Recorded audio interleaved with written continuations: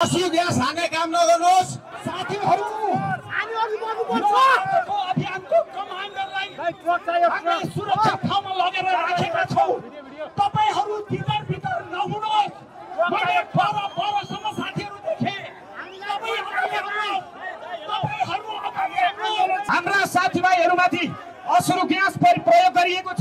सुन्नमा अनुसार कसैको ज्यान जाने अवस्था छ भनेर दुईजना त ज्यान जाने अवस्थामा छन् भनेको छ मेरो अगाडि रगत आएर रक्तमले भएर लडिरहेको छ यो शान्तिपूर्ण आन्दोलनलाई यो भ्रष्ट ओली सरकारले यदि दमन गर्न खोज्छ भने यो भिडको सिंहदरबार छिन्छ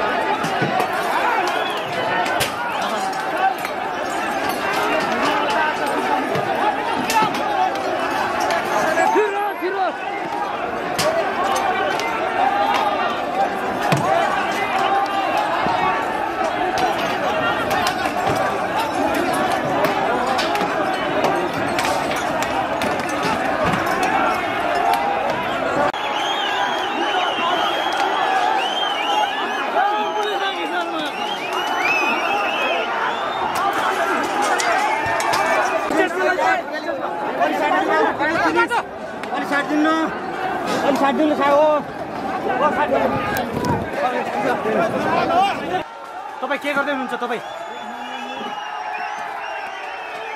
यो काम नगर्नु है यो काम नगर्नु तपाईं यो ल छ तल्ती ल खाउँदैन हेर्नुस् उहाँले यो ल्यापटप लिनु भएको छ हेर्नुस्